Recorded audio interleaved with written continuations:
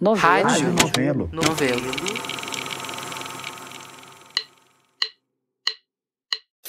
Eu virei uma pessoa adulta e consciente do que acontecia no Brasil na época da redemocratização. Na campanha pela anistia e pela volta dos exilados, eu tinha 16 anos.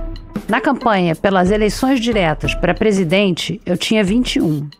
Eu fui nas passeatas, acompanhei os avanços e os retrocessos. Na Constituinte de 88, eu tinha 26. E votei para presidente pela primeira vez com 27 anos de idade. Eu cresci num momento em que a política institucional no Brasil voltou a funcionar e parecia que ia dar tudo certo. E muita coisa deu certo mesmo. Eu acho que isso me formou como cidadã que acredita em política institucional, acredita que é preciso ter poder para mudar as coisas.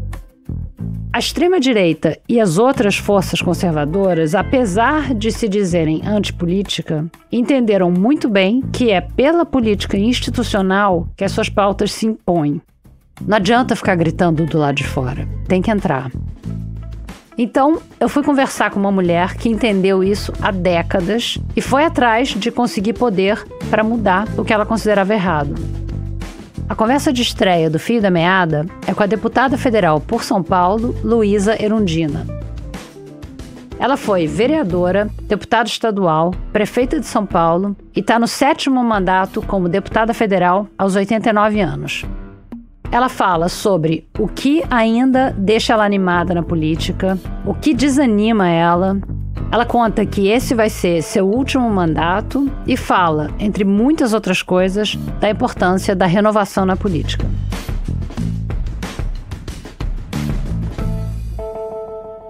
Então, o que eu queria hoje é justamente para começar a tentar entender, assim, o que te deixa animada, assim, porque você está fazendo isso há tanto tempo que a gente imagina que tem horas que você diz, ai, meu Deus do céu. Então, assim, quando você acorda de manhã e diz assim, oba, hoje é dia de X. O que é esse X na política? Olha, Branca, minha agenda ela é tão demandada que eu nem tenho tempo de escolher o que eu vou fazer cada dia. É evidente que a partir de um certo momento eu não tenho condições de atender a tudo isso, né? Mas é uma agenda que, por si só, ela é envolvente, ela me demanda muito.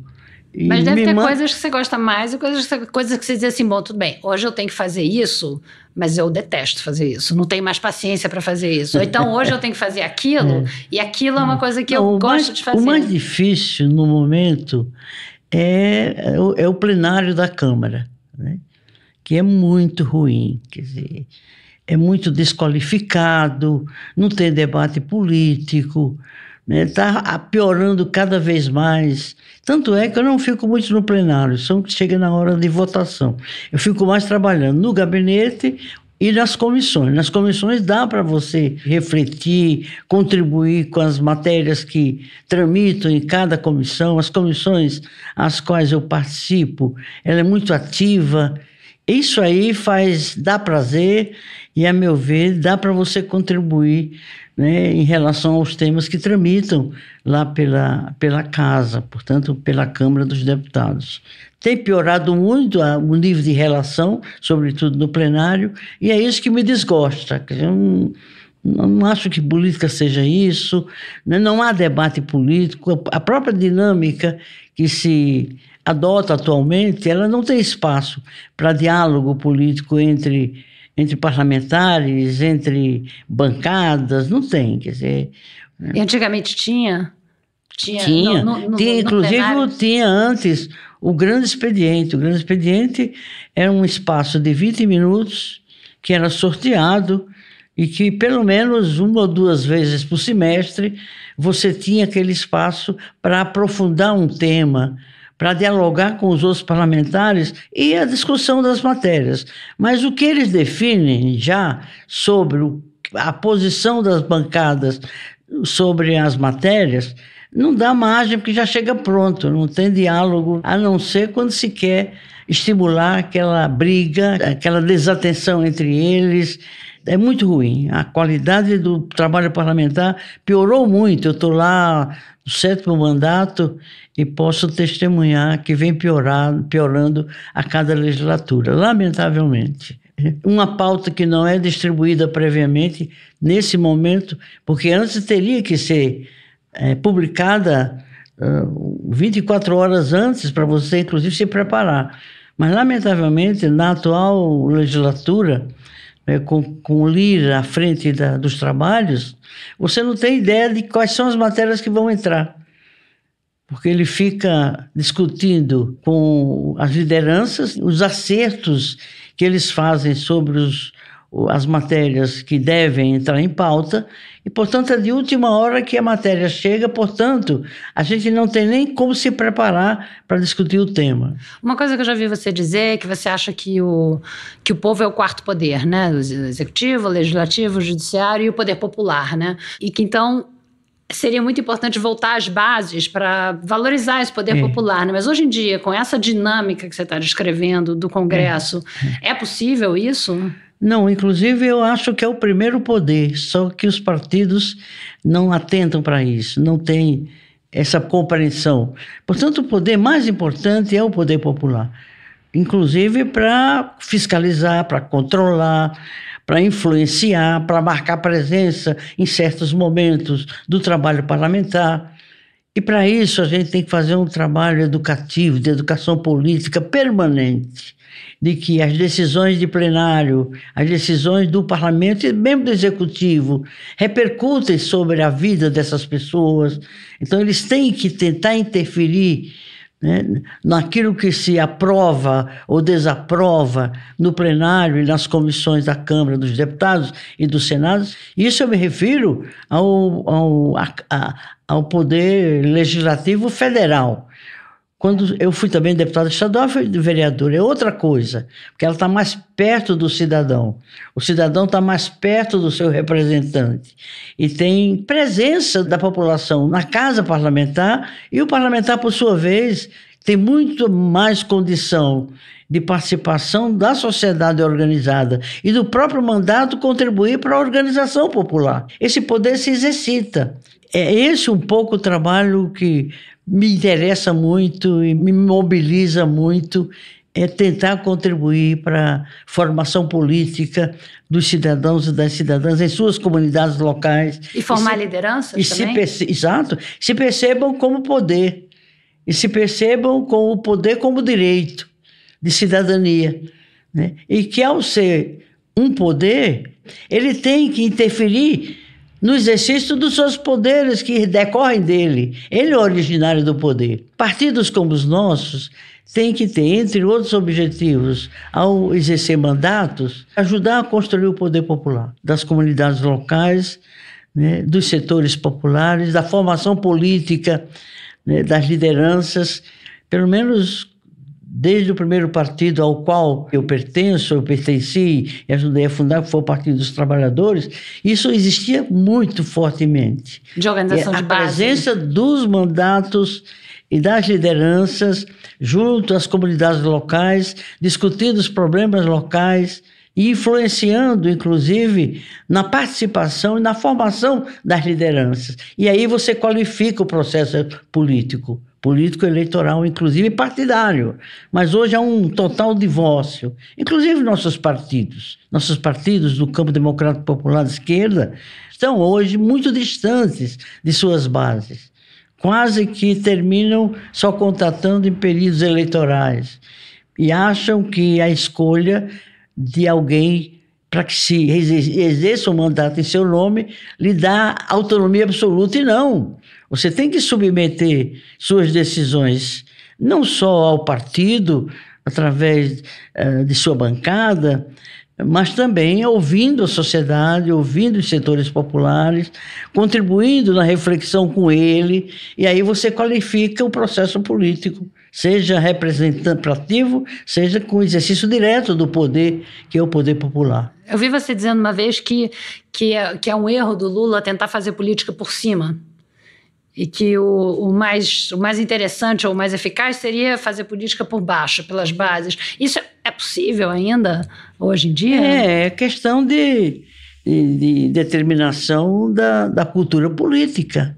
É que hoje é uma cultura política que se estende a todos os partidos.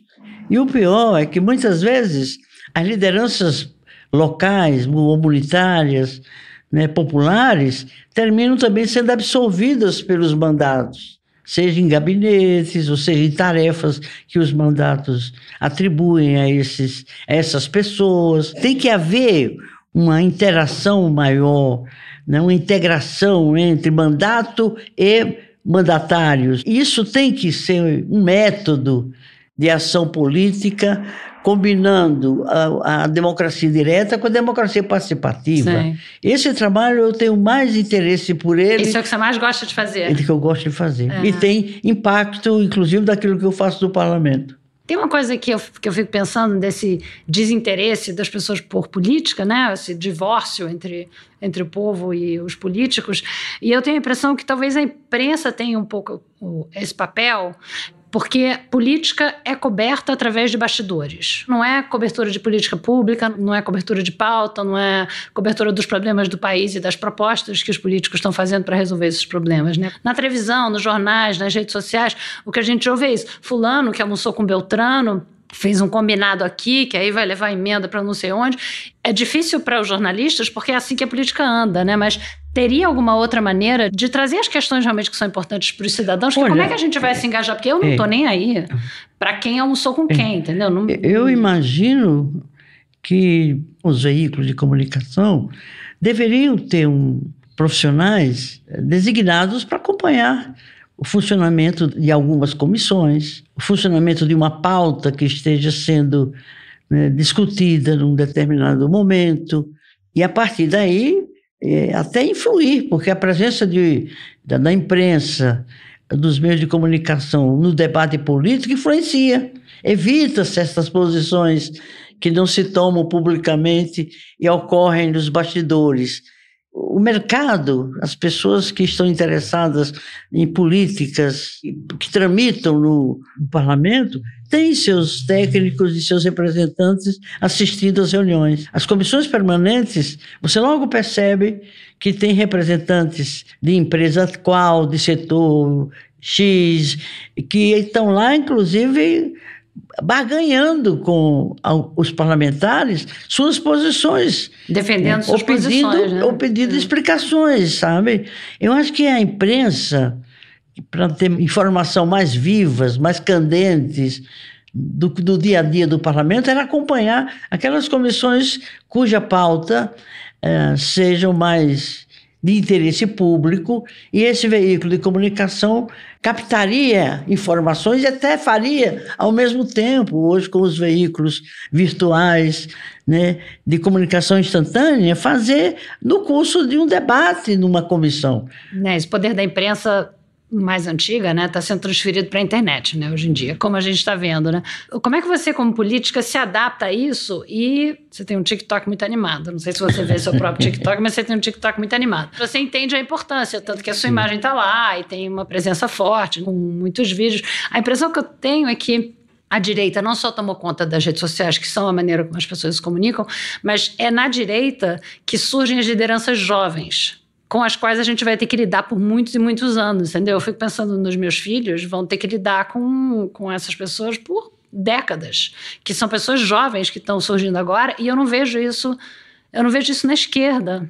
Olha, Branca, eu tive que me converter ao entendimento de que nós não podemos ignorar a existência desses veículos.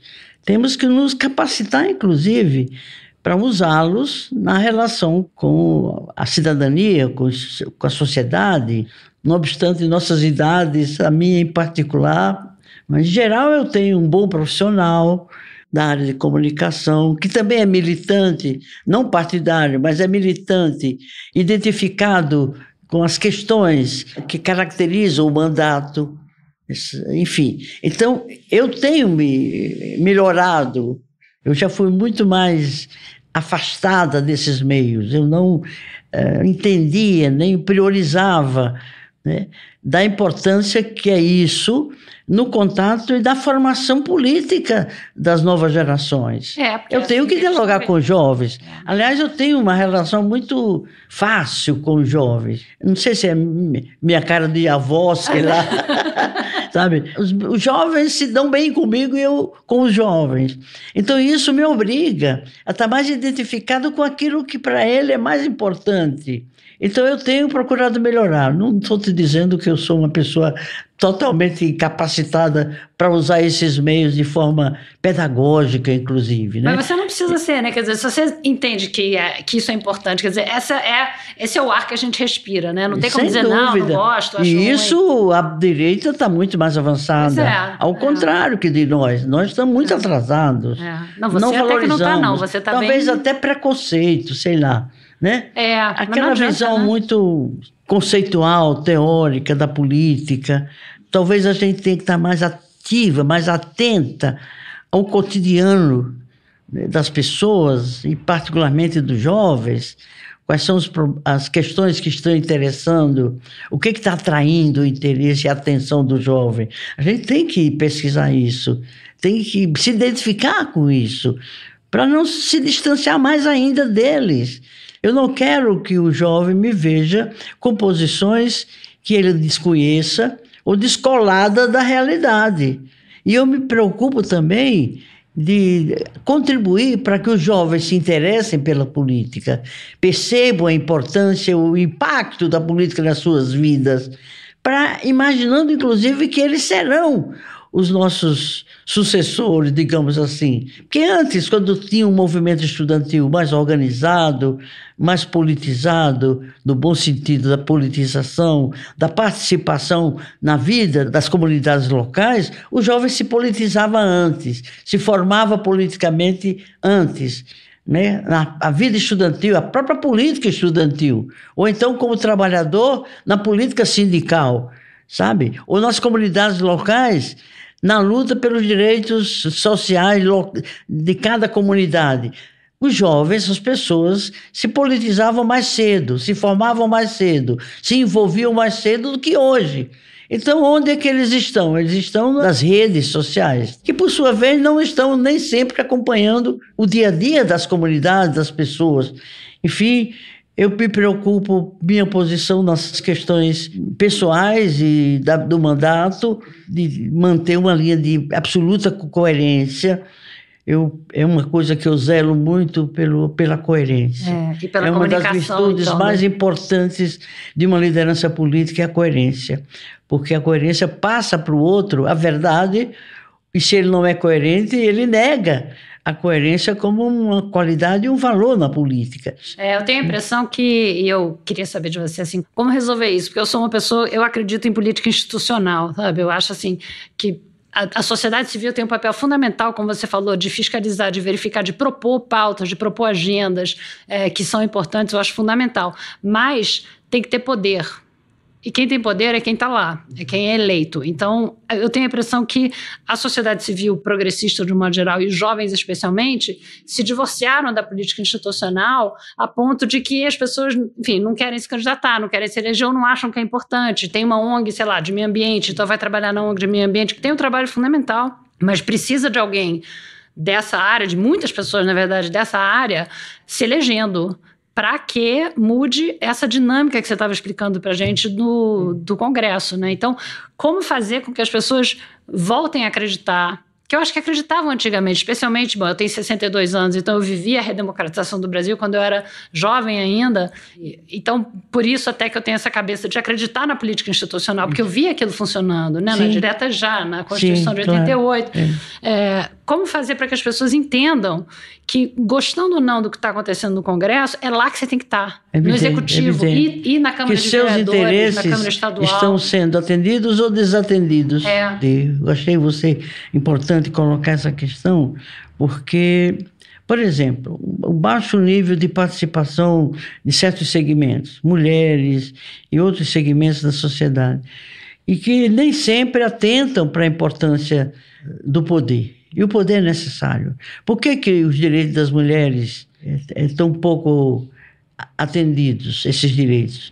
Porque são menos mulheres ou poucas mulheres nesses espaços de poder. Ela tem que gostar do poder. Acho que é um viés de uma cultura enviesada, né, pelo fato de excluir segmentos da sociedade dos espaços de poder. Seja o poder institucional, seja o poder na sociedade. Sem poder você não muda. Pois é, sem poder não muda, né? Se você quer mudar a realidade, né? Seja no parlamento, seja nas organizações sociais, seja na sociedade como um todo, você tem que ter voz, você tem que ter espaço de expressão, você tem que influir com as suas ideias, você tem que se informar, você tem que ler. Eu acho que isso é um outro trabalho que a gente tem que fazer na sociedade.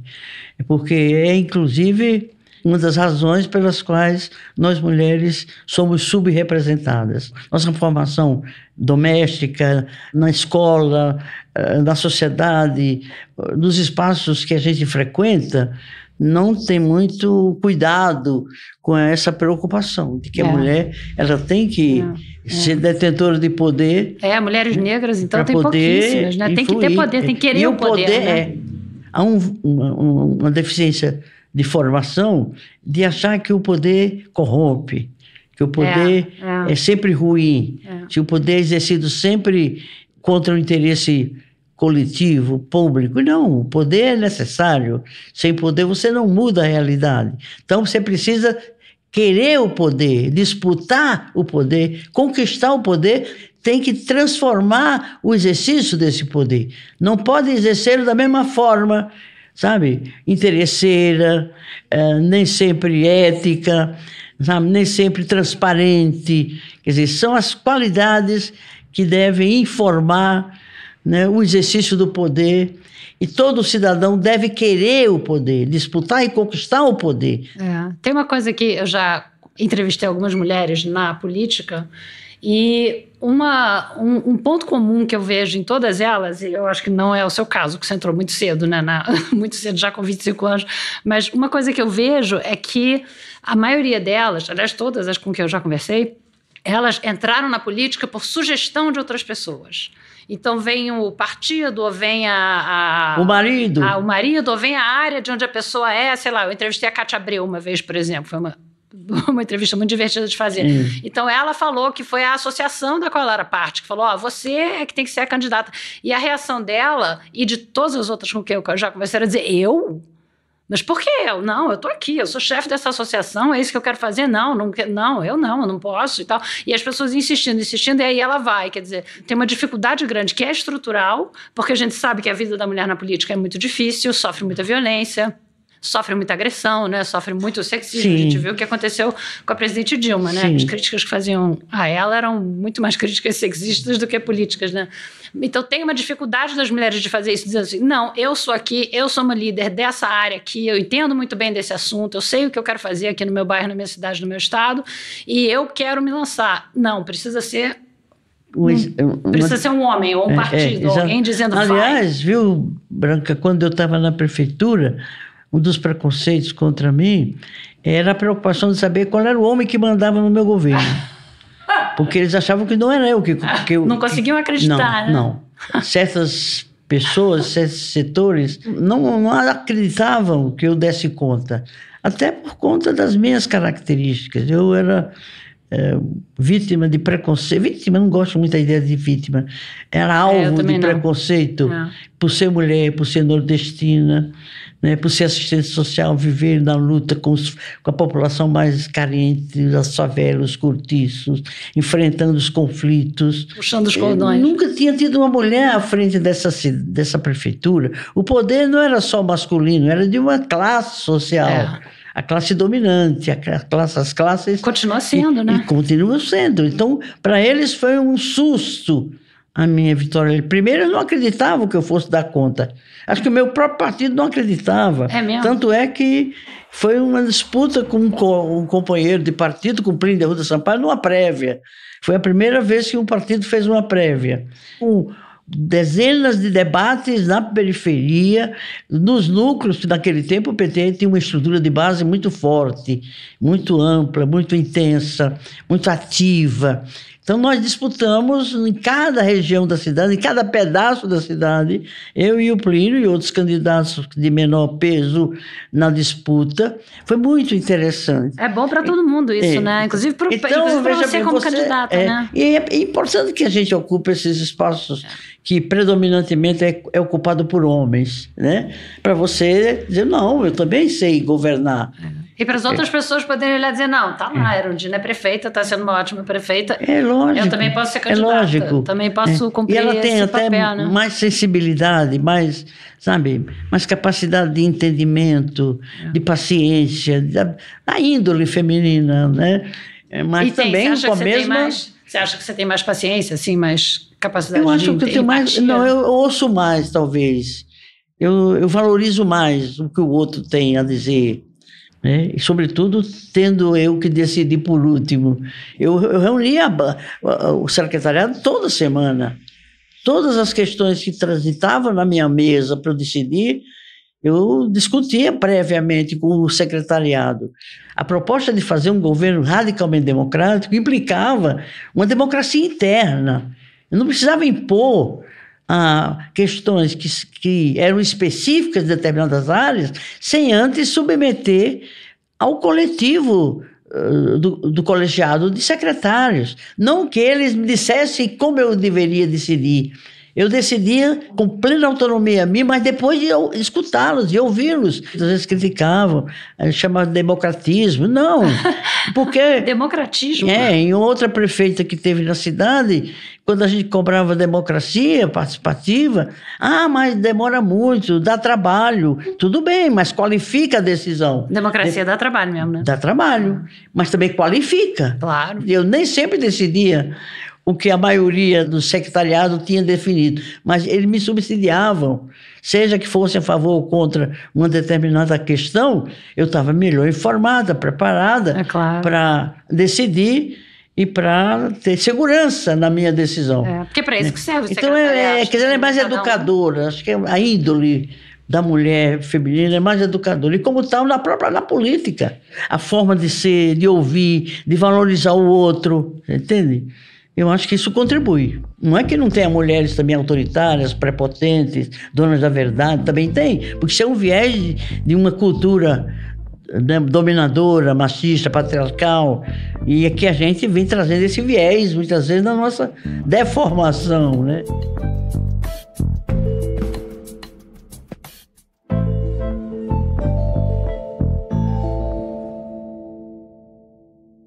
A gente volta já. A política que a Erundina e a gente vive é completamente diferente daquela que motivou ela anos atrás. Nessa segunda parte da conversa, a gente fala sobre isso, sobre o futuro da política e sobre quem vai tocar a política do futuro. Você estava falando de tudo que tem em você que as pessoas têm preconceito, né? Que é nordestina, que é mulher e tal. E agora tem mais um que é o... idosa. Exatamente. Essa questão da idade vem muito à tona hoje em dia por causa da eleição americana também, né? Por causa do Biden, que acabou saindo e dando lugar a uma candidata mais jovem, mas também por causa da idade do Lula, né? Que quando, nas próximas eleições, ele vai ter, acho que 80 anos, né?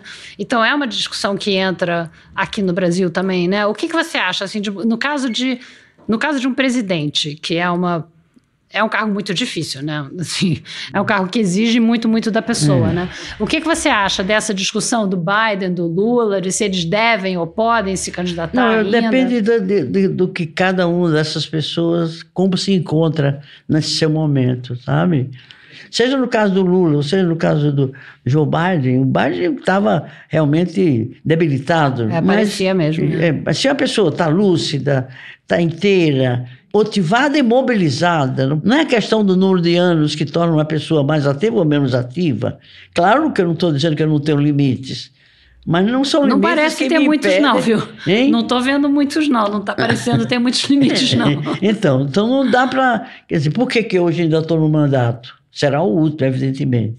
Né? Porque eu sinto que ainda há uma demanda da sociedade para que eu continue nesse espaço. As pessoas que sempre votaram em mim e com quem eu luto, a última eleição eu não queria mais participar. Mas as pessoas diziam, olha, então a questão precisa continuar para dar conta de tal coisa. Porque eu tenho um engajamento muito grande com os movimentos das famílias que perderam os seus entes queridos na ditadura, né, os direitos humanos, os direitos, enfim. Então as pessoas dizem, você tem que ficar porque tem tal projeto, tal coisa. Então há uma demanda.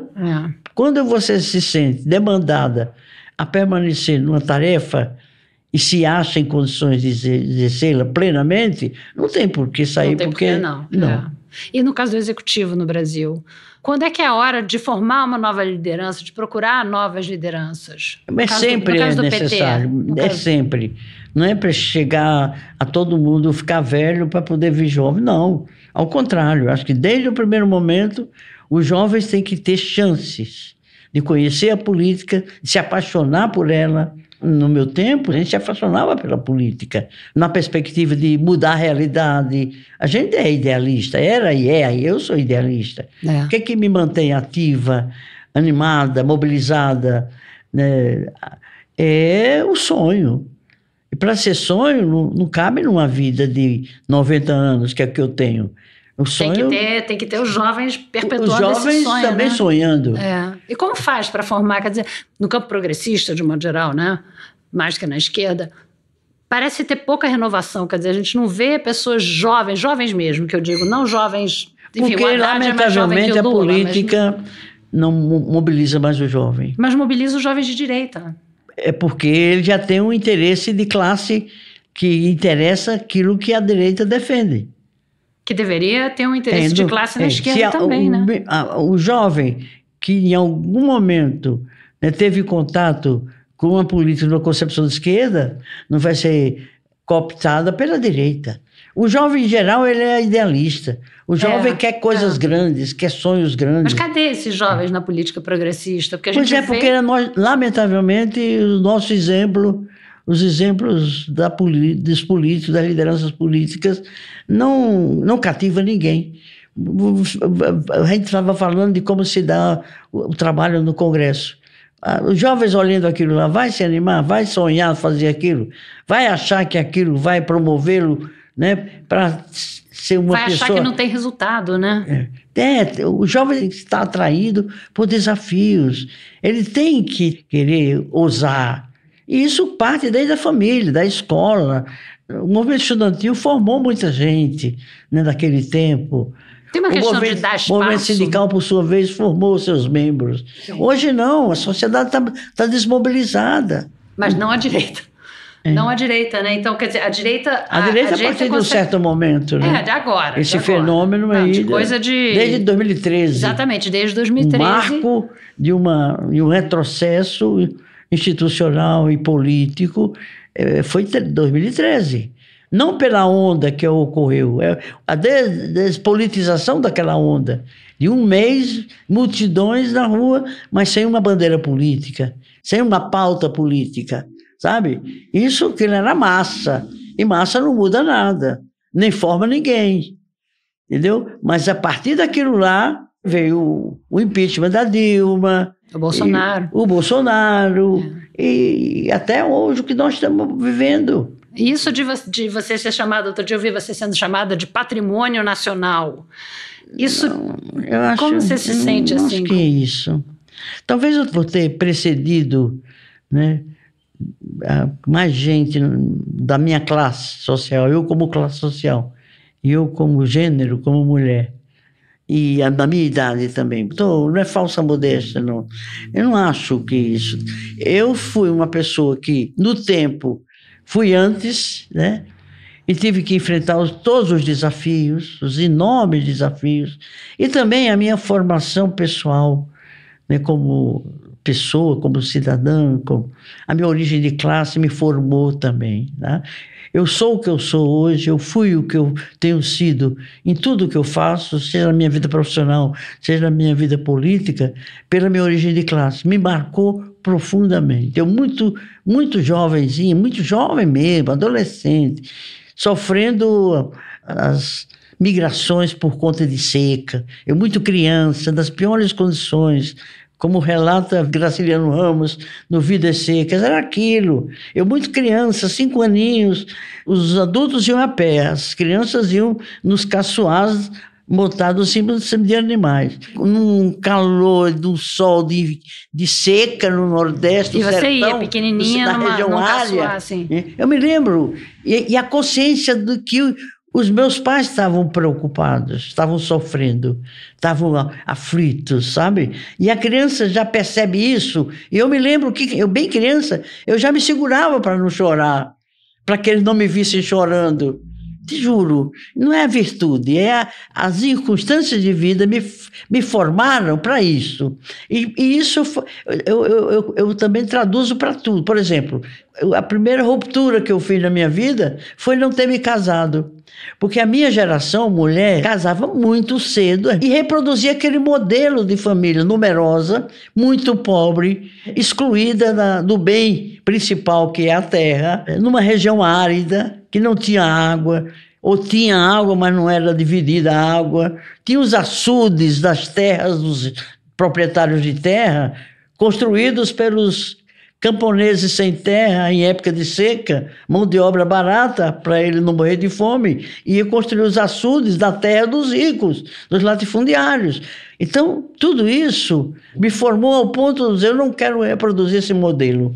Então, por tudo isso, eu me formei a tal ponto que eu provavelmente tenho dado conta dos momentos da minha trajetória por conta dessa formação que eu tive. A vida me formou. E como foi que você fez isso lá atrás? Eu digo lá atrás. Eu me pergunto a mim mesma. Foi uma decisão, assim, dizendo, eu não vou fazer... Eu queria estudar. Primeiro, eu me dei conta muito precocemente que havia algumas famílias da cidade que não precisavam migrar. Mas a imensa maioria, inclusive a minha, tinha que... Começou o mês de março, que é o dia de São José, 19 de março. A religiosidade era muito forte na nossa formação, que é o dia de São José, que é o padroeiro dos nordestinos que precisam de chuva. E se não chovesse até 19 de março, se dava de barato que não viria mais a chuva. Eu queria estudar. Agora, eu às vezes me pergunto, Branca, a mim mesma, o que me fazia entender aquilo naquela idade? 12, 13 anos. Tão cedinho que eu tinha que estudar. Por exemplo, eu fiz o curso primário de 5 anos, que era o que tinha de ensino na minha cidade, o grupo escolar. Eu terminei os 5 anos e eu teria que ir para uma outra cidade para fazer o exame de admissão para poder entrar no ginasial, porque não tinha ginasial na minha cidade. Aí eu pedi à minha diretora que me permitisse repetir o 5º ano, porque eu não queria perder o vínculo com a escola. Agora, eu me pergunto, o que uma menina de 12 anos, que era eu, tinha tanta vontade de estudar dessa forma, ao ponto de fazer isso... Eu me pergunto, não tem explicação. Mas então eu queria estudar, porque para mim o estudo era a saída, o caminho que eu teria para romper com aquele padrão de vida, de família, de condição de vida. E você já tinha percebido, então, nessa idade, que se você casasse e tivesse um monte de filhos, que você não ia poder... estudar. Então, nessa idade, você percebeu isso. Por que eu estou recorrendo a esse momento da minha vida? Porque foi determinante. Sei. Foi determinante para a minha forma de ser. Porque eu queria fazer medicina, minha vocação, minha opção era para medicina. Quando terminei o curso ginasial, que aí você foi com a outra ajuda de cidade. uma tia, que também era pobre como a minha família, viúva de 30 e poucos anos, o esposo faleceu, uma filharada, e tinha uma filha mais velha que era professora, inclusive era minha madrinha de batismo. E era essa professora que trabalhava, e minha tia costureira, eram as duas que seguravam as pontas para alimentar as bocas da família dela, e me levou mais uma boca para pouca comida que tinha na casa dela. Você foi morar com ela? Eu fui morar com ela. Aí meu pai disse, você vai para a casa de sua tia, se chover, né, você fica o ano todo, se não chover, quando for nas férias do meio do ano, você vem e fica em casa. Por quê? Eu me lembro como eu rezava para que tivesse chover. Porque com chuva ele tinha trabalho. Ele tinha trabalho. Podia. E se não chovesse, você tinha que voltar para ajudar? Para casa, não só para ajudar, mas porque a pouca despesa que eu tinha de estar lá, embora na casa da minha tia, não comportava no orçamento familiar. E choveu? Choveu. Aí eu trouxe minha mãe para a cidade, meu pai ficou trabalhando onde a gente morava, e veio minha mãe com minhas irmãs para poder estudar, poder fazer o curso ginasial. E pelo menos elas chegam a fazer o curso ginasial. Aí eu fiz colegial e suspendi, porque eu não podia ir para João Pessoa fazer o vestibular de medicina, embora lá tivesse, inclusive, curso de medicina público, faculdade pública. Aí fiquei 9 anos sem estudar. Aí eu retomei, depois que minhas irmãs já tinham feito o ginasial, as 3, né, e eu já estava na luta pela reforma agrária. Né, trabalho com os camponeses, ligado à pastoral da terra. E aí eu fui fazer serviço social. E aí eu tive que ajudar, fundar uma faculdade de serviço social em Campina Grande, junto com uma religiosa cujo colégio eu trabalhava lá com ela também. E eu comecei o curso superior nessa mesma faculdade que eu ajudei a fundar. Tive que sair da Paraíba por causa da perseguição da ditadura, porque eu trabalhava com os camponeses. E porque eu tive nesse trabalho, na luta pela reforma agrária, eu fui perseguida pela ditadura. E aí tive que sair de lá para não ser, né, envolvida. E foi assim que você veio para São Paulo? Aí vim para São Paulo. Tem uma última pergunta, juro. Pelo que eu entendo, a religião tem um papel muito importante na sua vida, né? Qual é o papel da religião? Você é católica? Eu fui na época da ação católica, que era a igreja, fé e política, em que a política era um pressuposto da fé. Não havia fé sem política. Na época de Dom Helder Câmara, né, de José não Maria havia fé Pires, sem política. Dom Paulo Evaristo Arnes, em que a política era um pressuposto da fé. Me explica isso, essa frase que você falou, porque me parece uma ideia que hoje em dia seria revolucionária, a ideia de que não há fé sem política. Sim, eu só me identifico com o Deus Jesus Cristo, que transformou o tempo dele, que foi perseguido pelo poder institucional da época. O ideário de Cristo, de Jesus, a origem dele, como ele formou os seus apóstolos, os seus discípulos, como ele convivia com as comunidades locais, aquilo é a fé e a política. Uhum. Jesus era uma grande liderança política. E ele revolucionou seu tempo. 2000 anos ainda vive tendo as suas ideias como referência. Isso é muita liderança.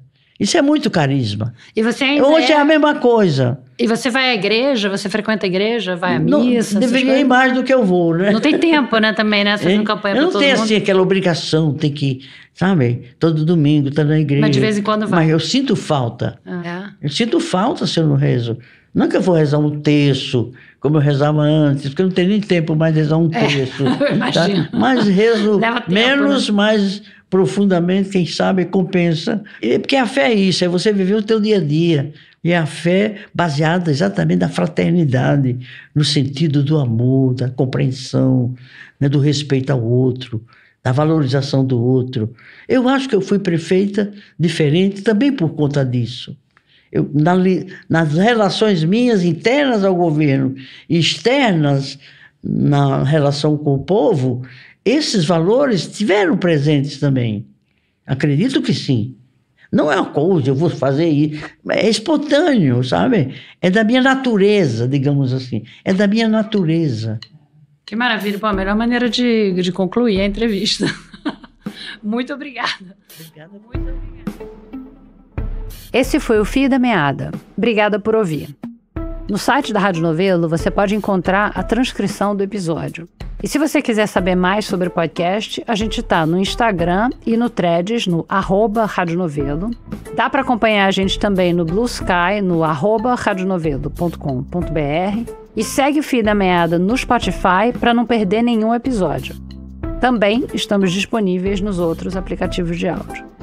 Tem episódio novo toda segunda-feira. A coordenação e produção são da Evelyn Argenta. A direção criativa é da Paula Scarpim e da Flora Thomson-Devaux. A direção executiva é da Marcela Casaca. A edição executiva é da Natália Silva. A gerência de produto é da Juliana Jäger. A montagem desse episódio é da Luísa Silvestrini. A sonorização e mixagem são da Júlia Matos. A captação de áudio em São Paulo foi do Pedro Leme, do estúdio Trampolim. A música original é da Luna França. O apoio de produção é do Vitor Hugo Brandalize, da Bia Guimarães, da Sara Zoubel, da Carol Pires, da Bárbara Rubira, da Carolina Moraes, da Ashley Calvo e da Isabel de Santana. O desenvolvimento de produto e audiência é da Bia Ribeiro. A identidade visual é da Natasha Gompers. A coordenação de ilustração e design é do Gustavo Nascimento. A coordenação executiva é da Lara Martins. E a análise administrativa e financeira é da Tainá Nogueira.